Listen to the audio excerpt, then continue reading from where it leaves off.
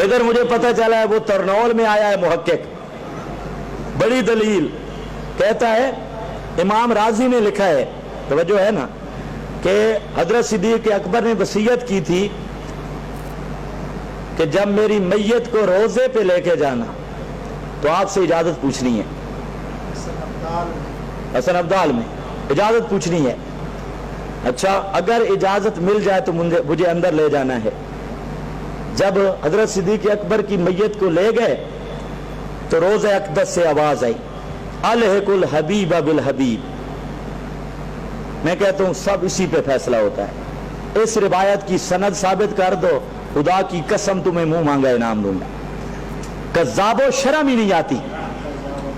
अल्लाह के नबी ने फरमाया 70 सहाबा रावी हैं। अल्लाह के महबूब ने फरमाया है, मन कज़्ज़बा अलैया मुतअम्मिदन फलयतबव्वा मक़अदहु मिनन नार। जो आदमी जानबूझकर मुझ पे झूठ बोले वो पक्का जहन्नमी है। और बाज़ उलमा ने कुफ्र का फतवा दिया है कि जो जानबूझकर अल्लाह के नबी के जिम्मा कोई झूठ लगाता है वो कुफ्र का मुर्तकिब हो जाता है।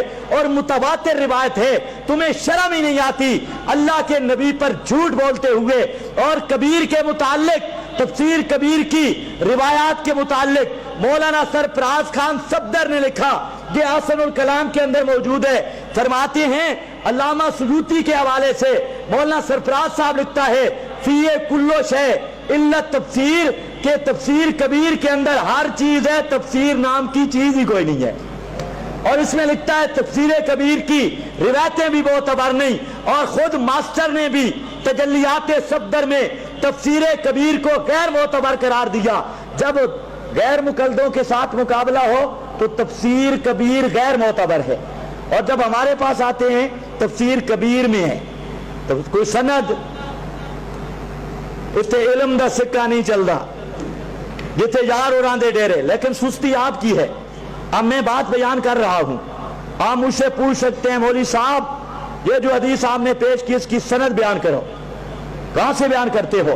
और आपका हक बनता है ऐसे कज़्ज़ाबों से इसकी सनद पूछो।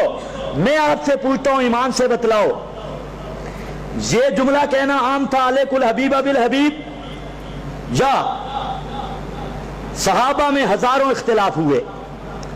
हजरत उमर रो रहे थे, फरमाते हैं खरजन नबी सल्लल्लाहु अलैहि वसल्लम मिनद दुनिया वलम युबय्यन लना अबवाबर रिबा। अल्लाह के नबी दुनिया से चले गए और सूद के कुछ मसले मैंने पूछने थे, वो मसले रह गए हैं। मैंने सूद के मसले पूछने थे। हजरत फारूक आजम रो रहे हैं, अल्लाह के महबूब दुनिया से चले गए, सूद के मसले पूछने थे वो रह गए।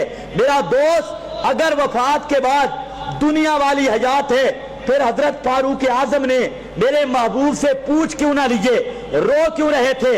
और मिशकात में सही अहादीस मौजूद है, हजरत उस्मान रो रहे थे, नबी पाक सल्लल्लाहु अलैहि वसल्लम के सहाबी हत्ता के इस तरह रोए। हजरत फारूक आजम आते हैं, सलाम किया, हजरत उस्मान ने जवाब न दिया।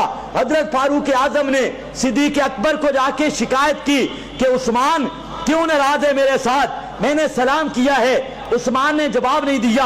हजरत सिद्दीक अकबर आए, फारूक आजम आए, हजरत उस्मान के पास आए, तवज्जो करना है, हजरत उस्मान के पास आए और हजरत सिद्दीक अकबर ने शिकायत की। हजरत उस्मान कहते हैं वल्लाहि मा शऊर, तो मुझे रब की कसम मुझे कोई पता नहीं उमर यहां आया है या नहीं आया। क्यों पूछा गया, आपको क्यों पता नहीं? कहते हैं अल्लाह के नबी पे मौत आ गई है और कुछ मसले मैंने पूछने थे जिनका ताल्लुक निजात के साथ है, वो मसले मेरे रह गए हैं। अल्लाह के नबी दुनिया से चले गए, अब मैं वो मसले नहीं पूछ सकता। हजरत सिद्दीक अकबर मदीना में बैठे हैं, भला हजरत उस्मान से बड़ा शान वाला कौन हो सकता है? हजरत सिद्दीक अकबर ने हजरत उस्मान को नहीं कहा आओ नबी पाक अलैहिस्सलाम के हुजरा मुबारका कब्र अनवर से जाके पूछ लेते हैं। और ये मुल्ला लाहौर में बैठ के बेईमान कहता है कि मेरे बराह रास्त राबते हैं रोजे अक़दस के साथ और मैं गपशप लगाता हूं, लाहौर में बैठ के मदीना से राबता है मेरा। मैंने कहा जिसका ईमान की हालत में मेरे नबी से मुलाकात का राबता हो, اگر ایمان ہو وہ میرے نبی کا صحابی بنتا ہے، اگر بے ایمان ہو ابو جال کی نسل بنتا ہے۔ مفتی صاحب تو کس نسل سے ہے؟